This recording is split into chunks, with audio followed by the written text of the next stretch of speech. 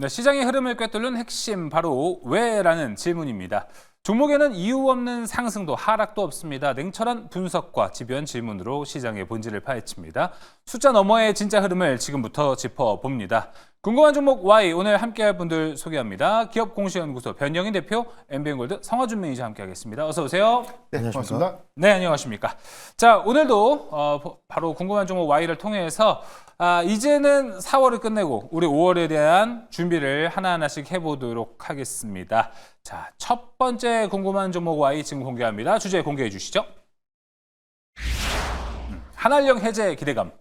자, 이번엔 진짜일까요? 믿어도 될까요? 국제 정세가 이런 상황인 만큼 믿어도 될까요? 라고 좀 생각이 듭니다. 지난 2017년 이후 한알령 해제는 꾸준히 나오는 투자 키워드였습니다. 현재 미국과 중국의 상황을 보면 중국이 예전처럼 배척하기보다는 자기 편을 지금 하나 더 만들어야 되는 상황이고요. 여러 방편을 통해서 중국의 경제 또한 살려놔야 합니다. 그런 정황에서 약 9년 만에 처음으로 국내 아티스트가 다음 달 31일 중국에서 단독 공연을 연다고 합니다. 자, 준비된 화면도 같이 한번 살펴보시면 좋을 것 같습니다. 자, 이펙스라는 기업이 중국에서 솔로 공연입니다. 이게 9년 만에 우리나라 아티스트가 처음으로 중국에 가서 공연을 하는 거거든요. 이 외에도 9월쯤에 드림 콘서트가 또 중국에서 열린다고 합니다. 확실히 이제 엔터로 시작해서 중국 소비주들까지 환영할 만한 뉴스가 됐습니다. 하지만 마지막 퀘스천 마크는 이렇게 붙는 것 같습니다. 그래서 이번에 중국의 한알령 믿어도 됩니까? 로 찍어봐야 될 것 같은데요. 자, 변영희 대표님. 네. 이번에는 좀 틀을 바꿔서 한알령이다 보니까 성화준 매니저한테 먼저 물어보도록 하겠습니다. 네. 자, 성화준 매니저님. 네. 이번 한알령 해제에 대한 기대감 어떻게 마지막으로 믿어볼까요? 이제는 좀 믿어야 될 때가 안 됐나 싶어요. 그러니까 9년 만에 다시 한번 또 수면 위로 올라오고 있는 한한령 해제에 대한 기대감. 사실 지난 이제 16년 7월 이후에 암묵적으로 이 비공식적으로 한국 컨텐츠라든가 기업 관광에 대한 제재를 좀 시작을 했어요. 사실 아직까지도 이 한한령이라는 것 자체가 중국 정부에서는 공식적으로 무언가 선언을 하거나 한 건 없습니다. 그렇다 보니까 아무래도 지금 뭐 최근까지 닫혀 있었던 이런 컨텐츠 문화에 대한 부분들이 좀 워낙에 중국 시장이 크다 보니까 그 시장을 공략하지 못하는 부분들이 좀 아쉬웠는데, 사실 최근의 흐름들을 놓고 보게 되면 지난 22년부터는 조용히 천천히 좀 판호 발급을 조금씩 재개하기 시작을 했어요. 이때도 한한령 해제에 대한 기대감 나왔었죠. 그 이후부터는 23년부터는 일부 K 컨텐츠에 대한 부분들을 좀 허용을 해줬단 말이에요. 이때도 또 한한령 해제에 대한 기대감이 나왔었어요. 근데 이번에 한한령 해제에 대한 기대감은 이전과는 좀 분위기가 다른 게, 앞서 설명해 주셨던 것처럼 미국과 중국의 관세 전쟁이 이어지고 있는 상황 속에 중국이 주변국을 일부 좀 챙기려고 하는 듯한 모습들이 나오고 있다 보니까 생각보다 이전에 비해서는 조금 더 진전 있고 내실 있는 내용들이 조금씩 나오기 시작하고 있다. 요거를 좀 포인트로 보시면 될 것 같은데요. 저는 개인적으로 현재 한한령 해제의 기대감 카운트다운에 들어갔다라고도 말씀을 좀 드릴 수 있을 것 같습니다. 아무래도 설명해 주셨던 것처럼 이 K-팝, 엔터 기업들이 빠르게 반응을 하면서 공연에 대한 수요들이 좀 늘어나고 있고요. 그리고 현재까지는 공식적으로 개방된 부분은 아니지만 우리나라 K 컨텐츠에 대한 중국의 반응들이 좀 뜨겁죠. 뭐 폭삭 소화수자에 대한 이야기들도 좀 나오고 있고 컨텐츠에 대한 부분들도 뜨겁다 보니까 아직까지는 공식 문서나 정식 발표는 없지만 이게 아무래도 비공식적으로 제한을 뒀던 만큼 또 비공식적으로 은은하게 조금씩 좀 풀어가는 부분들이 나오지 않을까. 그래서 사실 지금 입장에서는 이 한한령 해제에 대한 부분이 정식적으로 이제 공식적으로 해제된 건 아니지만 좀 어느 정도 부분 해제는 충분히 되어 있다라고 좀 말씀을 드려야 될 것 같은데요. 이런 부분들이 좀 완전 해제가 되기 위해서는 좀 몇 가지 좀 요구사항을 좀 충족이 돼야 될 것 같기도 해요. 아무래도 이 중국이 우리나라의 한한령 해제를 살짝 바람을 불어넣어주는 게 이 외교적인 부분에 있어서도 포함이 되겠죠. 앞서 말씀드렸던 것처럼 이 미국과 중국의 관세 전쟁 속에서 우리 한국이 또 중국과의 어느 정도 좀 균형 있는 교류, 균형 있는 외교적 균형을 좀 맞춰가야 되다 보니까 이런 부분들에 있어서 좀 외교적 완화에 대한 조건도 좀 필요할 것 같고요. 그리고 중국 입장에서는 경제적 필요성도 당연히 있겠죠. 뭐 내수 진작을 위해서 부양의 필요성이 있다 보니까 아무래도 이 K 컨텐츠에 대한 소비가 또 촉진된다라 그러면 내수 시장이 좀 살아날 수 있지 않을까 하는 기대감도 중국은 갖고 있는 상태고, 게다가 좀 그런 부분들을 좀 토대로 놓고 봤을 때 일부 K 컨텐츠 열어주니까 생각보다 반응이 좋다. 그러다 보니까 지금의 분위기는 부분 해제는 되었으나 일부 완전 해제를 위해서 일부 좀 외교적인 부분들, 경제적인 측면까지도 들여다본다라 그러면 저는 카운트다운 들어갔다. 이렇게 말씀드릴 수 있을 것 같습니다. 알겠습니다. 일단은 카운트다운 들어갔다. 믿어볼 때가 됐다. 내실 있는 이유들이 하나둘씩 나오고 있다라고 성화준 매니저 이야기를 해줬습니다. 일단 변영희 대표님 아까 제가 불러놓고 네. 다른 질문으로 해서 좀 죄송하다는 말씀 먼저 드리도록 하겠고 일단은 단답으로 답변해 주셔도 돼요. 네. 한한령 해제 기대감 방금 성화준 매니저가 이야기를 해줬잖아요. 동의를 하십니까? 아니면 난 좀 다르다. 일단 동의를 하고 있습니다. 오 그렇군요. 일단 한한령이라고 공식적으로 좀 중국에서 인정하지 않았지만 이 부분이 사실 중국 진출에 관련된 신호탄 이 부분이 뭐 잘 되면 더 좋은 거겠지만 이런 부분들을 좀 논의를 하더라도 사실 올해 하반기에 좀 우리가 기대할 수 있는 엔터사들의 중요한 어떤 체크 포인트들이 좀 많죠. 그러니까 가장 좀 크게 좀 작용될 수 있는 부분들은 슈퍼 IP의 기환 이런 것들도 좀 관심 있게 봐야 되지 않나. 알겠습니다. 그럼 그런 부분에 있어서 우리가 한한령 하면은 엔터주를 좀 먼저 떠올리고는 합니다. 엔터주가 2023년에 엄청나게 올라갔던 거 아마 기억하실 것 같습니다. 그때만큼의 영광을 또 재현할 수 있을까? 근데 그때는 또 한한령 없이 올라간 주가라서 한한령 붙으면 또 더 좋지 않을까? 이렇게 좀 생각이 들긴 하거든요. 네. 일단 뭐 사드 배치 이전의 상황들과 좀 대비되는 효과들을 좀 봐야 될 것 같은데 첫 번째가 당시에는 중화권 해소에 관련된 실적 호조, 굉장히 뭐 SM 같은 대형 엔터사들에 대한 실적 기여가 좀 크게 나타내줬는데 현재 상황들은 좀 북미 시장 그리고 중남미 시장의 해외 투어 확장 그리고 여기 관련된 뭐 신곡 앨범에 대한 판매량들 그리고 뭐 빌보드 차트에서 인기 차트 안에서도 실질적으로 좀 입증되고 있는 그런 효과들을 감안했을 때 일단 향후에 중화권 시장의 재차 좀 개화가 좀 된다는 부분들은 여기에 추가적인 어떤 평가 관점에서 긍정적인 좀 기대 요인들이 좀 되지 않을까 라고 좀 판단되고 있고 다소 이제 1분기에 좀 아쉬운 실적들은 전반적인 어떤 성장성의 정체라기보다는 계절적인 비수기 요인 그리고 신보 앨범의 판매량이 저조했다기보다는 뭐 이 아티스트들에 대한 활동 공백기가 1분기에 좀 나타내줬던 부분이기 때문에 2분기는 실적 개선 내지는 확장 기대감들 여기도 해서 한한령 해제 기대감들이 재차 현실화가 좀 된다면 추가적인 어떤 이 업사이드 관점에서는 뭐 긍정적인 어떤 체크 포인트가 좀 되지 않을까 좀 보겠습니다. 자, 확실히 한한령 해제가 엔터주들에게 줄 수 있는 모멘텀이 좀 어마무시한 것 같습니다. 그런데 우리가 지금 엔터만 보면 안 되거든요. 한한령이 해제된다라면 여러 가지 섹터를 좀 봐야 됩니다. 방금 이 엔터 이야기 했고요. 그리고 이제 중국 소비, 여행도 여기 들어갈 수 있을 것 같고 한 가지 더 파노와도 언급이 됐죠. 아까 성화준 매니저 이야기해 줬습니다. 게임인데 이 외에도 좀 많을 것 같습니다. 성화준 매니저가 바라봤을 때는 한한령 해제 때 이 섹터는 꼭 노려야 된다. 어디가 좀 있을 것 같습니까? 뭐 일단 결과부터 말씀드리면은 저는 두 가지를 좀 꼽고 싶은데 두 가지. 일단 엔터랑 화장품 좀 주목해 보시라 말씀드리겠습니다. 뭐 엔터는 지금 당장도 반응이 바로 나오고 있는 상황이죠. 공연에 대한 수요 잡혔습니다. 앞서 설명해 주셨던 것처럼 뭐 5월 말에 공연도 있고 9월 달에 드림 콘서트도 있고 뭐 이전에는 힙합 그룹이 가서 공연을 하기도 했어요.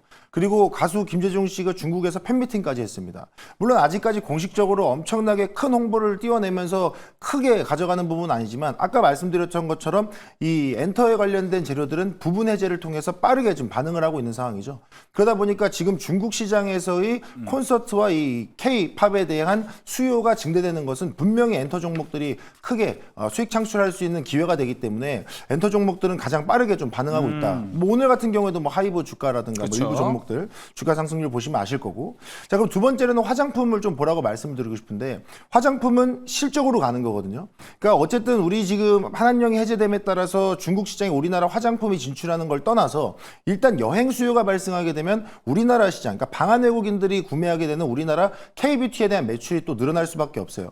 그리고 여기에서 또 하나 주목해 볼 건 화장품은 이미 비중국 시장 공략하고 있었거든요. 근데 거기에서 성과가 나고 있습니다. 근데 중국 시장까지 열어준다? 이거는 매출에 대한 시너지 효과 충분히 나올 수 있는 자리라고 말씀 좀 드릴 수 있기 때문에 개인적으로는 뉴스에 움직이는 엔터 그리고 실적으로 움직이는 화장품 먼저 주목해 보셨으면 좋겠고 이 게임에 대한 부분은 사실 파노에 대한 이야기 이전부터 나왔고 그러니까요. 일부 종목들 살짝 움직이는 모습이 있었지만 저는 개인적으로는 엔터랑 화장품보다는 조금 후발주자지 않을까. 그래요? 네, 아무래도 이제 이 파노라는 것 자체가 어쨌든 이 허가에 대한 부분들도 있고 사실 이 허가가 된다라고 하더라도 이 게임에 대한 내부 결제라든가 다운로드 횟수 그러니까 인기들을 좀 봐야 된단 말이죠. 네. 그 처음에 기대했던 거 이상으로 흐름이 나오지 않으면 좀 지지부진할 수도 있다. 네, 이렇게 말씀드리겠습니다. 예, 알겠습니다. 일단 성화주 매니저는 게임보다는 우리가 우선순위로 봤을 때는 화장품과 엔터를 이야기했습니다. 사실 엔터와 화장품 이야기를 들어보니까 좀 비슷한 것 같습니다. 왜냐하면 중국에 없는 상태, 중국을 닫아놓은 문이라고 생각을 하고 비중국으로 갔었는데 이제 여기가 열린다? 아마 매출은 곱하기 2가 되지 않을까, 이런 부분까지 우리가 긍정적으로 볼 수 있을 것 같습니다. 자, 그럼 첫 번째 궁금한 종목 와인 여기서 마무리해 보도록 하겠고요. 두 번째로 넘어갑니다. 두 번째 공개해 주시죠. 자, 약세장에서 달리는 증권주. 이거 진짜 많은 분들 궁금해하실 것 같습니다. 증권주 그리고 건설주들이 요즘 엄청난 상승세를 보여주고 있습니다. 특히 증권주들이 우리가 올라갈 때는 이 대세적인 상승장, 쉽게 말하면은 이제 코로나 이후에 이제 금리 인하가 되고 엄청난 상승장이 왔었잖아요. 그때 증권주들이 좀 많이 올라가던 경향들이 있었습니다. 그런데 왜 지금 갑자기 이런 약세장에서, 불경기에서 올라가는 걸까? 일단은 오늘 나온 이유는 한 세 가지입니다. 증권주는 내수 기반으로 한 트럼프의 영향을 덜 받는 관세 무풍지대라는 것, 그리고 증시를 활성화하겠다는 대선 후보들의 공약. 세 번째는요, 이제 대체거래소 넥스트레이드가 이제 출범이 되면서 거래 시간이 늘어났으니까 그만큼 거래량도 늘어났고 수수료도 늘어날 것이다 라는 관측, 이 세 가지를 현재 꼽히고 있습니다. 자, 그렇다면 이번엔 진짜 변형희 대표님, 네. 이 뚜렷한 상승장이 아닌데도 증권주가 올라가는 건 많은 분들이 좀, 야, 이거 뭐 세력이 올리나 좀 찜찜한데 라고도 생각을 하실 수도 있을 것 같습니다. 확실한 이유는 뭐라고 보십니까? 네. 우선 뭐 지난해 이 밸류업 정책이 진행됐음에도 불구하고 당시보다 오늘 뭐 52주 신고가를 좀 기록했죠. 삼성증권을 좀 비롯해서 대신증권, 뭐 신영증권 같은 종목들이 오늘 신고가를 좀 냈는데, 뭐 이런 수급 기대감들은 가장 첫 번째가 이 정책 기대감들이 극도의 어떤 단기 수급을 좀 이끌었다라고 볼 수가 있겠고요. 이 부분은 네.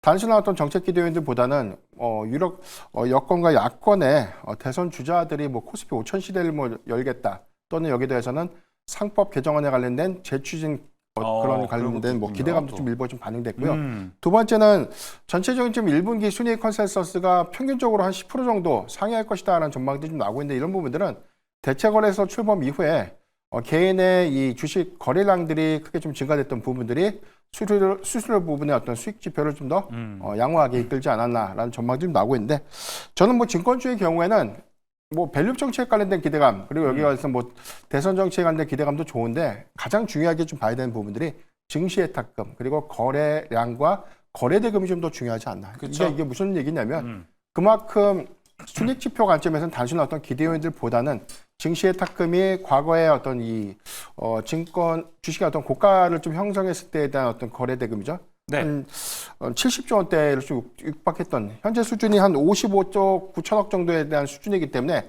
이 갭을 좀 고려해 보면 명확하게 이익 개선을 할 수 있을 거라는 관점. 여기서는 뭐 지수가 아직까지는 상방에 대한 힘을 좀 더 보여줘야 되지 않을까 판단되고 있습니다. 예, 알겠습니다. 뭐 다양한 이야기를 좀 해주셨습니다. 상법 개정안 기대감도 있고, 뭐 예탁금 거래량으로 봤을 때 상방에 대한 이야기도 함께 해주셨는데, 저는 그래도 증권주들이 최근에 올라가는 것, 그나마 아까 뭐 제가 세 가지 이야기를 해봤는데, 성화준 매니저님, 네. 그 주된 이유를 보면은 뭐 관세 무풍지대도 있고요, 대체 거래소도 뭐 있고, 뭐 다양한 이야기가 있는데, 좀 그래도 모멘텀이 될 만한 것들, 이슈가 돼서 올라갈 수 있는 것들 우리가 생각을 해보면은 대선 후보들의 공약이 좀 있을 것 같습니다. 요게 좀 증권주들이 올라가는데 작용할까요?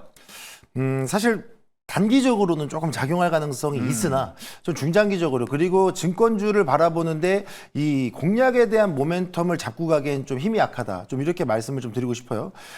전형적인 사실 대선 후보들, 뭐 총선 대선을 앞두고 항상 이야기가 나왔던 이 증권시장 표심 잡기 공약이라고 말씀드리고 싶은데, 이 부분이 과연 이제 기회가 될지 희망 고문이 될지는 좀 시간을 두고 좀 지켜봐야 되는 부분들이 분명히 있는 상태입니다. 사실 이제 과거의 사례를 보게 돼도요, 뭐 코스피 5천 시대를 개막하겠다, 코스피 3천 시대, 사실 임기 중에 공약을 이행하지 못한 부분들이 훨씬 많죠. 그렇다 보니까 이미 과거에 경험했던 사례들이 있다 보니 뭐 매번 똑같은 이야기에 희망 고문을 당하고는 있습니다만, 아마 과거의 사례들로 학습한 내용들이 있어서 현재 주가의 움직임, 그리고 증권주의 움직임은 아마 이 모멘텀으로 우상향을 계속 그려내기는 조금 어려울 수도 있다. 그렇기 때문에 그쵸. 공약은 공약일 뿐이고 현실 가능 여부에 대해서는 조금 더 그 현실적인 기대치를 또 놓고 보는 게 좋지 않겠는가, 네. 좀 이렇게 말씀드릴 수 있겠습니다. 알겠습니다.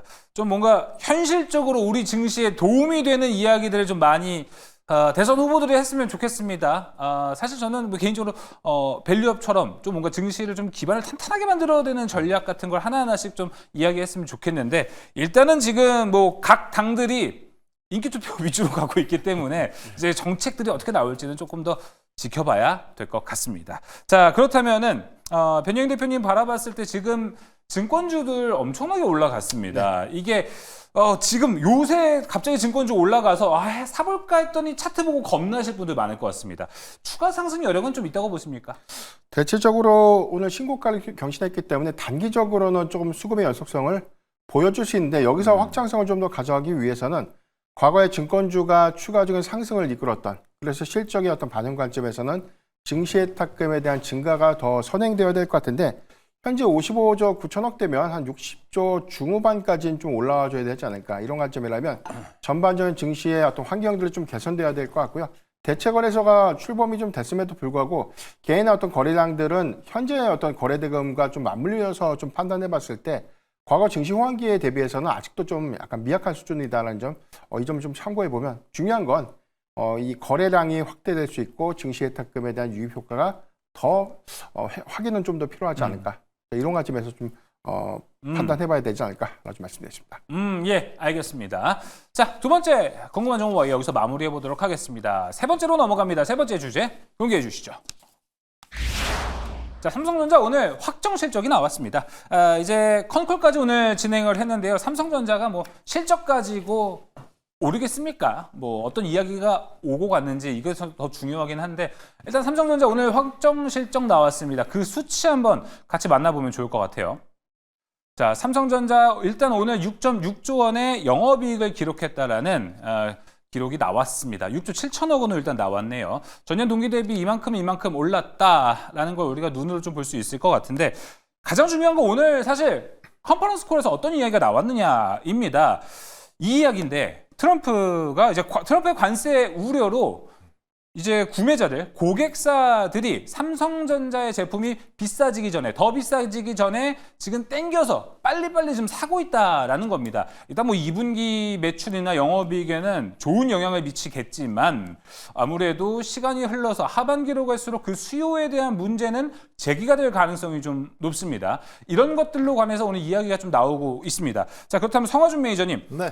이렇게 단기적으로 봤을 때 2분기 실적은 진짜 좋겠네. 어닝 서프라이즈 나오겠네. 라고 해서 좋을 수 있습니다. 근데 하반기 가면 어떻게? 라는 이야기가 나와요. 우리가 주가는 6개월 선행한다고 하잖아요. 6개월이면 벌써 하반기입니다. 삼성전자 주가 어딜 따라갈까요?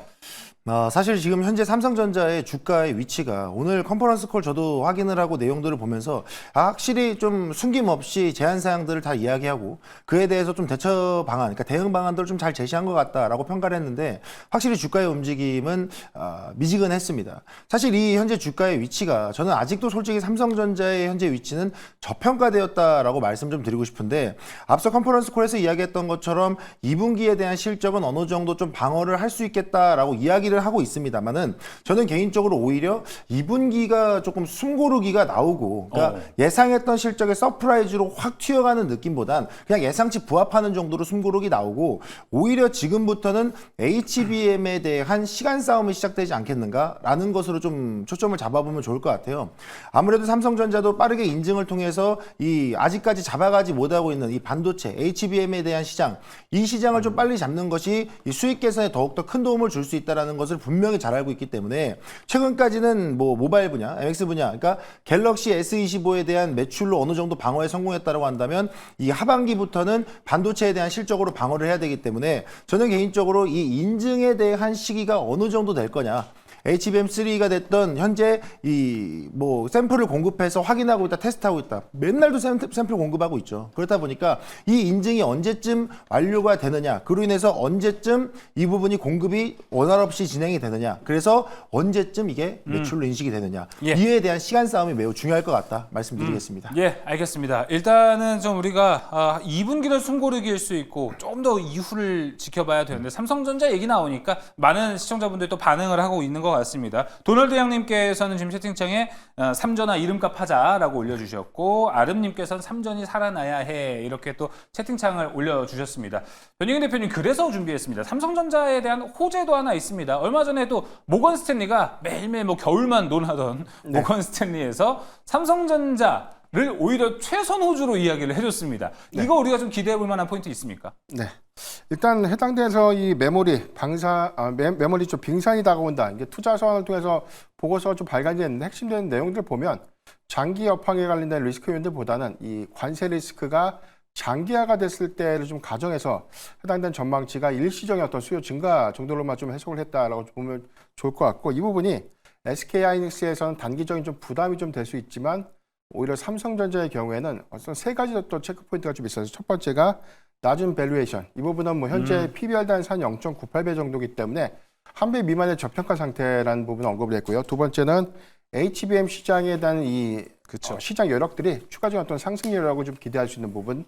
세 번째가 자사주의 어떤 매입. 이 부분을 투자 매력도로 좀 꼽았는데, 네. 사실 이제 종합적인 내용들을 보면 지금 관세 관련된 어떤 이 리스크 요인들이 시장에서 크게 좀 완화되고 있고, 물론 이제 뭐 품목별 관세 부분에 대한 리스크가 명확하게 해소된 것은 아니지만 이런 기조들이 저는 뭐 중장기 관점에 대한 영향을 좀 제한적으로 봤을 때는 충분히 오히려 좀 기회를 좀 활용할 수 있지 않을까라고 판단하고 있습니다. 자, 변희경 대표가 삼성전자의 투자 포인트 세 가지 이야기해 줬습니다. 낮은 밸류, HBM과 자사주 매입 세 가지 이야기 해줬는데 HBM 이야기를 좀 해봐야 될 것 같습니다. 성화준 매니저님, 좀 어떻습니까? 아까는 얘기해 주셨던 게 2분기까지는 어떻게 봤을 때 오히려 조용하고 그리고 하반기에 갈수록 어떻게 튈지도 모른다라고 얘기하는데, HBM이 잘 된다라는 시나리오를 그려봤을 때는 2분기 아까 제가 얘기했잖아요. 2분기 서프라이즈 나와서 좋아요. 그리고 하반기에 퀄 테스트 통과 나오면 이거는 진짜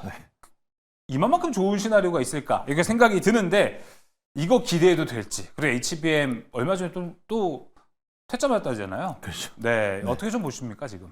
뭐 사실 가장 좋은 시나리오는 말씀해 주셨던 시나리오랑 같은 시나리오죠. 네. 삼성전자가 이름값 해라라고 이야기할 정도로 현재 저평가돼 있다라는 거, 역시나 HBM 때문이라고밖에 말씀드릴 수가 없을 것 같은데, 어쨌든 뭐 모바일 분야에서 실적을 잘 내고 있습니다만은 삼성전자 하면 반도체였는데 이미 주도권은 SK하이닉스한테 뺏긴 상태죠. 그러다 보니까 지금 시장의 분위기는 이 HBM에 대한 인증이 통과가 돼도 SK하이닉스와 격차가 좀 있을 것이라 대한 우려가 있다 보니까 아무래도 삼성전자의 주가가 이 인증에 대한 기대감, 하반기에 대한 기대감이 있어도 주가 반응이 지금 바로 안 나오는 거거든요. 그럼 그런 부분에 있어서 우리가 어느 정도 우려할 수 있는 시장의 내용들이 주가에 반영돼 있다라 그러면 반대로 그 우려가 해소되었을 때의 주가의 흐름을 한번 포착을 해보시면 좋을 것 같아요. 지금 입장에서는 삼성전자의 품질, HBM에 대한 품질 이슈가 깔려 있는 상태이지만 지금 계속해서 인증 테스트를 거쳐서 퀄 테스트 통과라는 결과물을 저는 과감하게 예측드리자면 2분기 말쯤에는 좀 좋은 결과물을 좀 가져다 주지 않을까라고 예상을 하고 있는데, 뭐 그런 부분들만 잘 이어진다라 그러면 아까도 말씀드렸던 것처럼 반도체 실적 회복은 시간 싸움이다. 그래서 조금만 더 흐름을 지켜보시면 충분히 회복할 수 있다. 이렇게 말씀드리겠습니다. 알겠습니다. 실적 회복 플러스 HBM도 호재를 좀 기다려 보도록 하겠습니다. 자, 오늘 궁금한 정보 Y 세 가지 종목 여기서 마무리해 보도록 하겠고요. 성화준 매니저의 무료 방송 안내해 드리겠습니다. 성화준 매니저의 우선 제가 축하의 말씀 드리도록 하겠습니다. 앞선 방송 도전 텐베거에서 4월 1위를 기록하셨다고요. 네, 그렇습니다. 또 이렇게 좋은 종목으로 좀 구성을 잘 해보다 보니까 또 4월달 1위로 또 마감을 하게 됐는데, 뭐 어떤 내용들이 있었는지, 그리고 오늘 여기서 못한 이야기 뭐가 있는지 방송 종료하고 9시부터 바로 진행되니까 함께해 주시길 바라겠습니다. 네. 잠시 후에도 무료 방송 있다고 합니다. 성화준 매니저, 일단은 도전 텐베거에서 1위를 기록했다고 합니다. 잠시 후에 저희 용호 상박에 성화준 매니저가 붙으면은 성화준 매니저가 어떨까? 한번 좀 붙여보고 싶기도 하고요. 성화준 매니저가 워낙 잘하니까 용호 상박 더 치열한 대결이 펼쳐지지 않을까 생각이 듭니다. 하지만 여러분, 용호 상박이 훨씬 재밌다라는 거 다시 말씀드리면서 궁금한 종목 Y 마무리하도록 하겠습니다. 지금까지 변영희 대표, 성화준 매니저 함께했습니다. 오늘 말씀 고맙습니다.